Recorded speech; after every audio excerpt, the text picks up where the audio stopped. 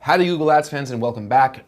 We're going to begin talking about all the different bidding strategies that are available to us in Google Ads, give some concrete understanding of them, and let's just begin with an overview in our slides here. So all you can eat bidding strategies, you have some automated bidding strategies, and those include targeting search page location, which is what we're going to cover in this lecture, target CPA, which means you're asking Google to optimize for a certain cost per conversion, cost per acquisition, CPC, they don't use CPC, cost per conversion, because that's confusing with cost per click. And again, that what you're optimizing off of might be complicated because you might have a few different conversion actions in your account. So we'll talk about that when the time comes. Targeting return on ad spend, a specific return you want, and Google will optimize to get you there as long as you're tracking accurate conversion value in your account. Target outranking share, we'll talk about what that means. Maximize clicks, we sort of talked about that in the previous lecture, and we made it very clear that that's not such a great idea for us. Maximize conversions, that's a sort of the other side of the same poor coin of maximize clicks, because you're just letting Google optimize for conversions, but you don't have control or so much say in what those conversions cost, and that's important because of course we want to be profitable.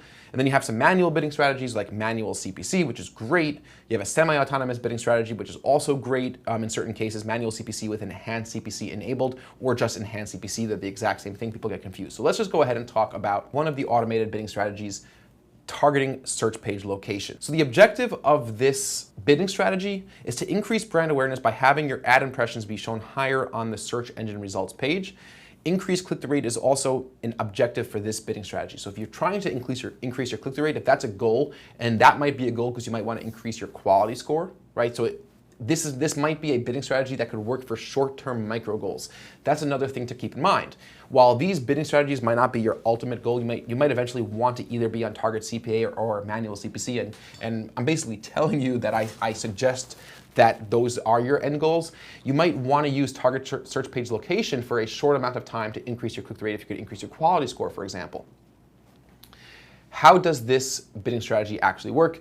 Google will try to take control over your keyword level bids and win you as many top of page bids or first page bids you decide. You decide if you want to be at the top of the first page or on the first page of their search engine results for your predetermined daily budgets for that one campaign. So again, Google hijacks your keyword level bids. You're no longer setting individual bids. You set a campaign bid, an ad group level bid, but you're not setting bids at the individual keyword level per auction. Google controls that. You just tell Google that you want to be at the top of the search page. So let's talk about a potential scenario where this might make sense. So say your company is running a brand awareness campaign, and I use that term brand awareness in a very specific context. A lot of people will say, oh, we have all this money for brand awareness. And I found that a lot of people will use that as a substitute for profit when their campaigns are failing. Brand awareness is only good insofar as you could tie some sort of eventual revenue to the money you're spending. That's what it all comes down to. Brand awareness is meaningless if it doesn't eventually generate revenue. All brand awareness means is that we have good reason to expect that the money we're spending on brand awareness will eventually earn us this amount of money. Okay, so say our company is running that brand awareness campaign, and again, the defining characteristics of a brand awareness campaign is that I'm not looking for linear conversions. I'm not expecting a click to turn into a conversion. I might be expecting clicks to generate newsletter signups, or I'm expecting a lot of traffic to come to our site, and people I know in 3 months or 6 months might make a buying decision based on the information they got earlier. That could be brand awareness. Or when a person ultimately decides to buy our product or sign up for a service, we're going to be top of mind. So we must be able to connect eventual profit, eventual revenue to any brand awareness advertising budget. But say we're running a brand awareness campaign and we're interested in brand lift, like I just mentioned, over clicks and conversions. Right now, we want to see more people talking about our brand because we think it's going to eventually make us money. You want to be seen and be recognized within a certain region.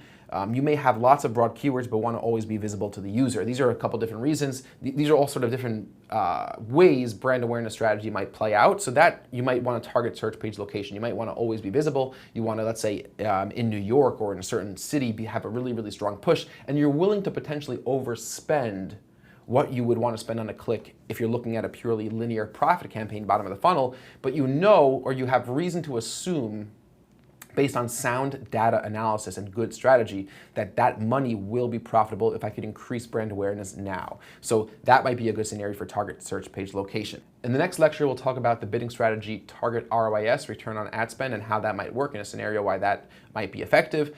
And again, remember that a bidding strategy like target search page location, while I would not use that as an end goal, I would not want to use that as a consistent bidding strategy in a campaign, it might have its place and time, and it is worth experimenting if you think it's something that can make sense for you. I just wanted to teach you exactly how it works and a couple different scenarios where it might be effective for you.